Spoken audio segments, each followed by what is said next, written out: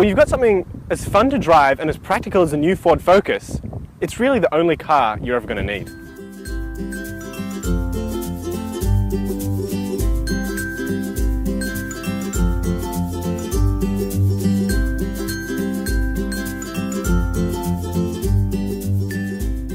So the Ford Focus has a really agreeable boot. It's nice and big, so that means loading your shopping in, small suitcases for trips to the airport, and even going to IKEA, it's going to be absolutely fine.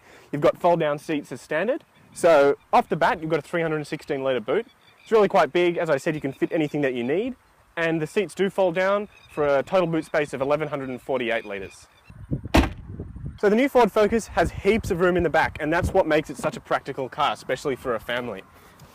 So as you can see, it's a nice light and airy cabin with a nice light roof liner, and as you can see, heaps of room back here. It's nothing you really have to worry about. I mean, leg rooms are plenty, and so is headroom, so there's no having to slouch down and hurt your back like other small hatches, and that's why the Ford Focus really is the pick of the bunch when it comes to these small hatchbacks. The front of the Ford Focus is really where the interior does shine, because as you can see, it's a really beautiful interior. You've got soft touch materials everywhere, and that's something you'd expect from Ford. I mean, they've got a long-standing history of making really durable and nice looking interiors as well. They've really put together a well-presented cabin.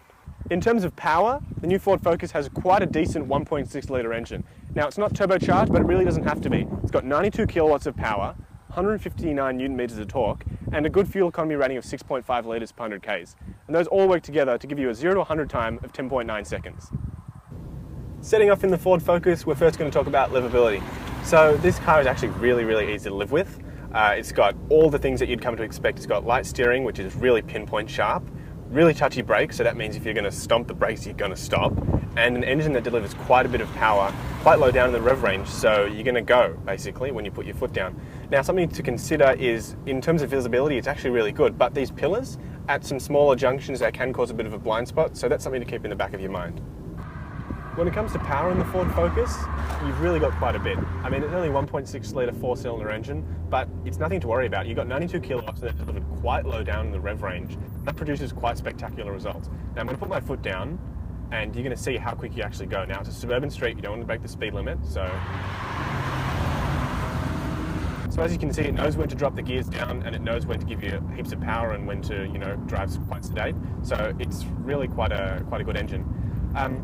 In terms of transmission, you can put it down into sport mode, and I do believe this is Ford's dual clutch transmission, so it's actually quite responsive and really sharp to change. Now, when you're sitting in the cabin, something to talk about is how quiet it actually is. It's really well insulated and you don't hear a lot of engine noise. It actually sounds quite good. Where some other cars, like say the Mazda 3, it actually sounds quite loud and the engines don't always sound great. So the Ford Focus scores quite highly in terms of performance. When it comes to safety in the Ford Focus, you've got 5 stars in the ANCAP safety rating, can't get any better than that. You've got heaps of airbags, more than 5, side curtain airbags as well, so in the unlikely event of a collision you're going to be protected. Now, when it comes to safety, there's really nothing to stop you from buying the Ford Focus.